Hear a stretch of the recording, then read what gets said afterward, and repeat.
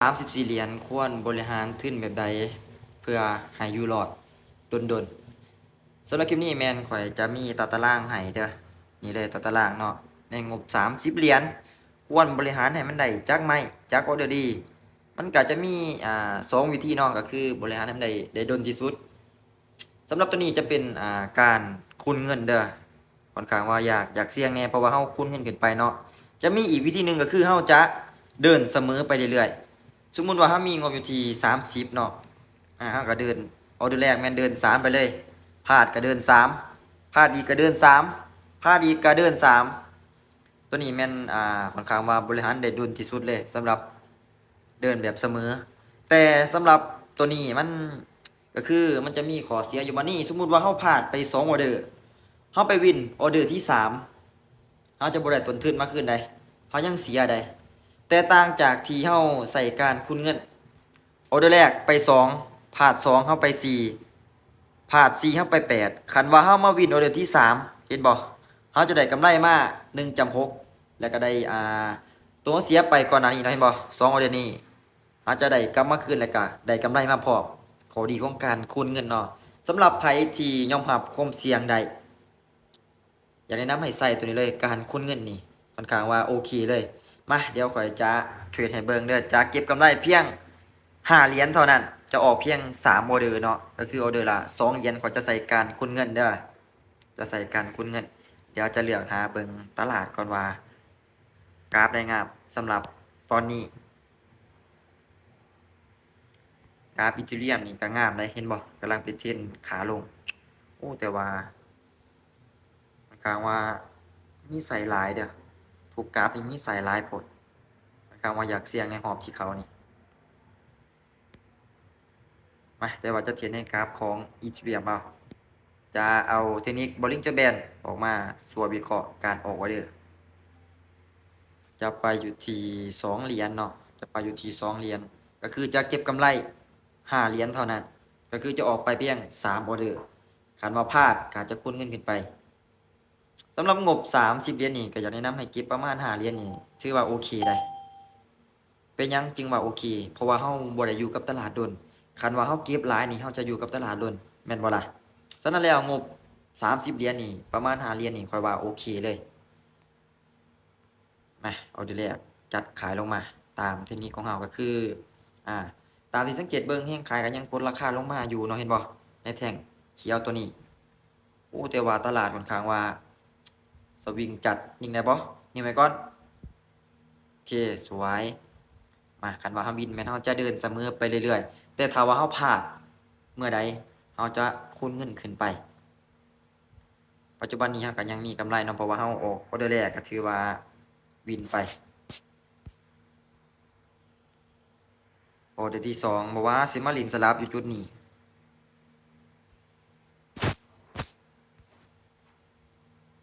เล่นสลับบ่เนาะมาขอตามสื่อเด้อเป็นหยังจังซื้อคือบ่ตามสลับเพราะว่าตามที่สังเกตเบิ่งมันบ่สามารถทะลุเส้นตัวนี้ลงมาได้เนาะก็เลยว่าขอจัดซื้อขึ้นไปโอ้น่าจะเล่นสลับน่าจะพลาดเดี๋ยวนี้น่าจะพลาดตามสลับไปก็ดีอ่ะบ่เป็นหยังคุณเงินไว้ท่าเลยได้บ่โอ้ย่อลงมาคืน1 วิมาบ่1 วิมาบ่อึ๊บโอ้บ่ได้เนาะ1 วิบ่มาลิ้นสลับเฉยลิ้นสลับเนาะมาลิ้นสลับเดี๋ยวเบิ่งเอาเดี๋ยวนี้คันว่ามันลิ้นสลับไปอีกก็จะตามสลับไปแต่ถ้าว่ามันบ่ลิ้นสลับมันอาจจะเปลี่ยนเป็นเทรนขาลง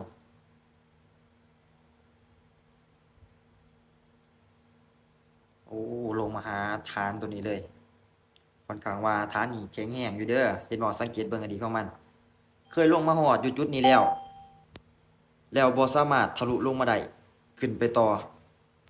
เดี๋ยวจะตีให้เบิ่งก็คืออยู่จุดนี้เห็นบ่ลงมาต่ำปึ๊บตัวนี้ขึ้นไปต่อแล้วปัจจุบันลงมาอีกแล้วมาต่ำบริเวณเก่าอยู่จุดนี้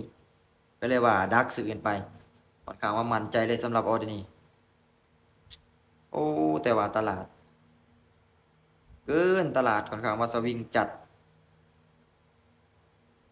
อื้อหือเรียบร้อยเนาะ ตลาดค่อนข้างว่าสวิงเลยมาออเดอร์ที่3ของเฮาออเดอร์ที่3คันว่าพลาดแม่นเฮาจะอยู่ทันทีฮันจะบ่ไปเบิดเนาะจะออกเพียง3ออเดอร์เท่านั้นแต่ว่าการคุมเงินของเรานี่แม่นให้ออกไป4ออเดอร์แต่ว่าข่อยจะออกเพียง3ออเดอร์เพื่อป้าไว้ไปแก้หอมหน้าเพราะว่าตลาดรอบนี้คือตามที่เฮาสังเกตเบิ่งมันเข้าบ่ได้เนาะมันสวิงโพดเบิ่งขึ้นไปบักยาวๆยังดุ้งมาคืนมาตามขายเลยคันว่าขึ้นบ่ได้ดักขายลงมาอีกอย่าว่าได้กดซื้อแล้วสิกดขายแล้วสิขึ้นซื้อออเดอร์นี้บ่เอาได้มาลงมาคันว่าเฮาวินออเดอร์นี้เฮาจะได้ต้นทุนแล้วก็กำไรมาพอนิ่งไปก่อนนิ่งไปก่อนอย่าสวิงพอนิ่งไว้นิ่งไว้อย่าได้สวยนิ่งไว้ก่อนโอเคสวยงามมาเดี๋ยวเราจะออกอีก1ออเดอร์พอดีกำไรตามเป้าก็คือ5เหรียญเป้าเสียก็คืออยากแนะนำให้แต่ละคนนี้พลาด3ออเดอร์ฮอดออเดอร์ที่3นี่แม่นอยากแนะนำให้แต่ละคนนี่หยุดเด้อบ่ต้องไปฮอด4ก็ได้เนาะเพราะว่าป้าไว้หอมหน้าจึงเอามาเทรดอีกมาออเดอร์นี้โอ้มันลงมายาวหลายมาขอดักซื้อเด้อออเดอร์นี้ขอดักซื้อเพราะว่ามันออกห่างจากเส้นตัวนี้หลายเส้นตัวนี้มาเป็นแท่งกลับโตให้ได้บ่เป็นแท่งกลับโตให้ได้บ่ดันขึ้นไปอีกหน่อยหนึงจวดเขียวหน่อยให้มีแห้งเบิ่งกลับตัวก่อนวินก็จะพักเลยนี่พอดีกำไรตามเป้าโอ้แห้งขายยังกดราคาลงมาอีกได้บ่อึ๊บแห้งอึ๊บโอ้แห้งขายยังกดราคาลงมาอีกอย่าฝ่าพักตัวเด้ออย่าฝ่าพักตัวเด้อเป็นแดงก่อนเอาดิเป็นแดงก่อนสวย